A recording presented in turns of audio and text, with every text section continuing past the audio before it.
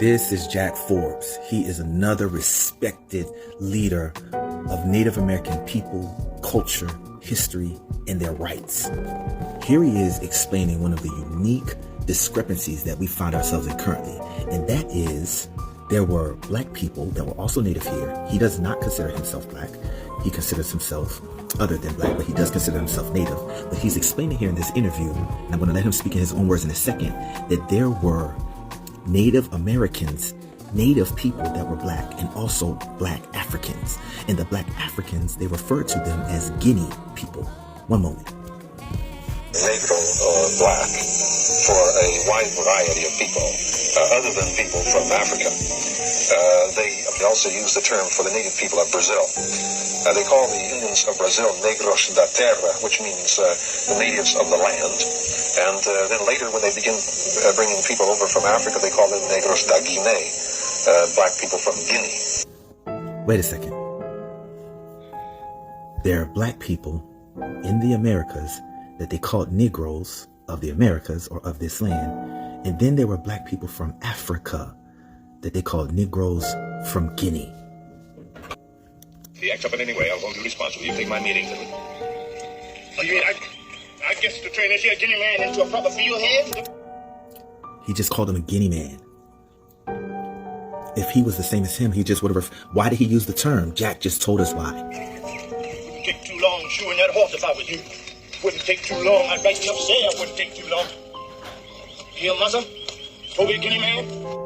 You name Toby. What's the matter with you? Let me loose.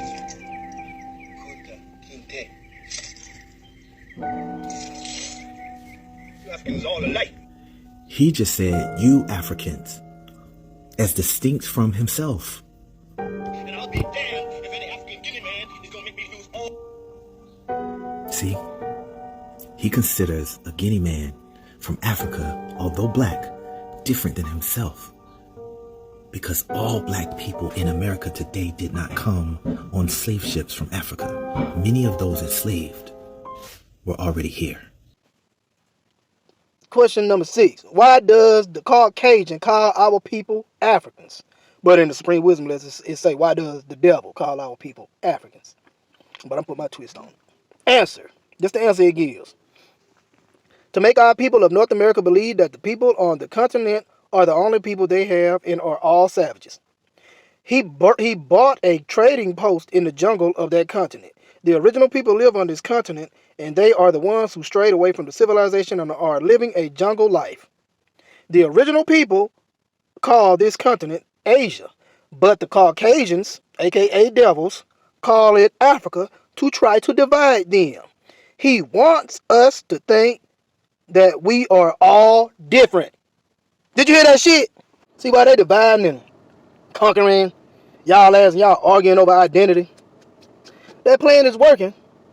That plan is working to full effect. They got y'all arguing over who's who. The House of Congress, the Thomas E. Jordan 111-104 says the Virginia Vital Statistics Bureau classified all non-reservation Indians as Negro. And this was their plan from the beginning. This is why they call us, some people Africans, they call some Jamaicans, Dominican. They the ones started this shit. They the ones started this labeling people after continents. We never did no shit like that. They did that, again, to make you think that you are all different. When in fact, you're not. Your ass is not. The original man in Australia is no different from the original man in America. The original man in India is no different from the original man in South America. The original man that's in Africa is no different from the original man in Mexico. We all fall under the same umbrella. We are all original to the land. But see, this is where they divide us at. They put these titles and labels on us. We are all one real human family. Hue, melanated. Hold up. Benjamin Franklin, you know, dude on a $100 bill, 1751. His words was, all these lands were so-called black nations. Spain, France, Italy, Russia, Swedes, Germans, America. Wait. Generally, we call swarthy. So who the swarthy people? Moors, Spaniards, Italians are more swarthy than the French, Germans, and English. Black as the swarthy African. Okay? But y'all fall for the okie doke all the time. that shit from over there might not have nothing to do with you, and that by taking sides with that shit, you arguing Muhammad and Abraham and Jesus, we over here hollering, hey, who the fuck is them? We motherfucking Chippewa, Cherokee, Choctaw, we motherfucking Iroquois, Washita, all of that shit. We ain't no motherfucking Abraham, Isaac, and Jacob ass motherfuckers. That's why y'all in slavery to Abraham, Isaac, and Jacob ass motherfuckers. Y'all in slavery to them for the very fact that y'all are subscribing and taking sides with they gods and devil conflict, which is a internal fight among themselves about which one of them is going to get the birthright of Abraham. I don't give a fuck about which one of them niggas get the birthright to Abraham. They can get the fuck off this land with that bullshit. Right? That's right. Seminoles. Everybody sent somebody to fight in the Seminole Wars. Everybody from the Polynesians, the Samoans, even Australia sent somebody to fight in the Seminole Wars because they knew sooner or later anybody who don't do what they already know is right gonna have to answer for that shit. So everybody sent somebody to fight for what's right. Yeah, go ahead. Right? So with your spell asleep, everybody got to have amnesia. The good ones and the bad ones. Mm-hmm. So that the levels the playing field in the Conjure War. Mm. You don't know who you is, I don't know who I am. Let's try to figure it out by reading the morals and the dogma. Mm-hmm. The ones who follow the dogma and get stuck, they on their own. Because the righteous ones is going to be seeking the moral compass in all things. Mm-hmm. Where's the balance in this? Mm-hmm. Right? So now they go from the Maghreb, they start launching out from the motherland to come over in the Western world to seize the city of gold, Cordoba. Mm-hmm. Mm-hmm. Right? Now they telling us they bringing slaves, but we wasn't the slaves. Yeah. The slaves was what they call $5 Indians. Mm-hmm. Those Yeah, road Indians was created to usurp the people of the land. And if we don't figure out who we is at the close of the age, guess where we at? The close of the age. Man. Right? In Lil Win. Mm-hmm. If we figure it out, Tahuti, Inky, and Ainana win. Or ISIS. They win. Mm-hmm. Mm-hmm. Right? Because this is how they settle conflicts on Nibiru with the royal families of Nibiru. Whenever they colonize somewhere, you only two ways you can take power. That's through hand-to-hand combat or through a conjure war. Mm-hmm. So Get deep. they institute the conjure war. Mm-hmm. All right, now, Noble Ali went in to the Moorish Zionist temple of Islam that was in New Jersey. Mm-hmm. And this is where he found out because they told him. They use pale faces to block institutions. Who are they? The Jewish Defense League and the ADL. Mm-hmm. The Anti-Defamation League, they always putting what they call Ashkenazi, Sephardi, and Khazarian Jews in leadership positions, but they all taking orders for somebody who look like me and you.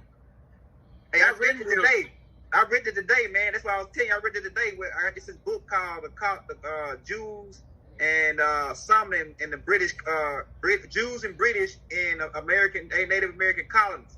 And they were saying that some of these Jews, you might think they was like the people they saying now, but they really look like us. These people that were coming to steal, and they infiltrate our tribes and then work their way up to the top and then start auctioning and selling off our land over here in America. It's only one thing. They don't work their way to the top. They murder the chief. Yeah. That's what it said. It said that. Go ahead. They murdered the chiefs and the high priests and the priestesses that could tell the story. And then they bust the whole family up.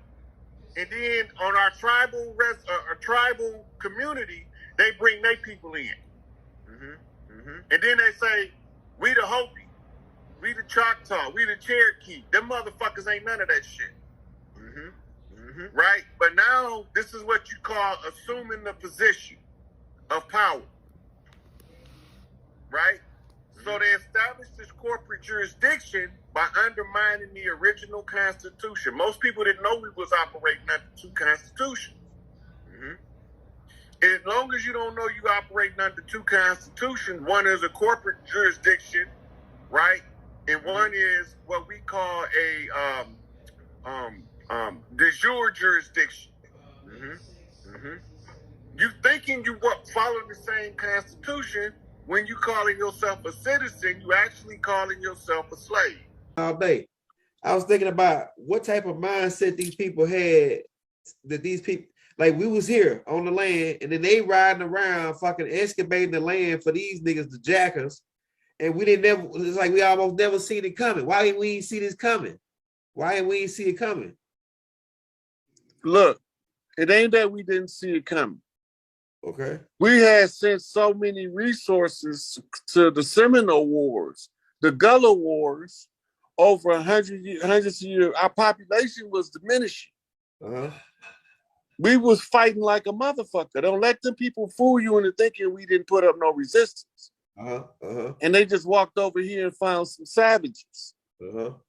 Right? You got to go back to the Gullah Wars is when we tell about it. The Seminole Wars is when they tell about it. Right? So this is the difference. So when we look up Continental Congress,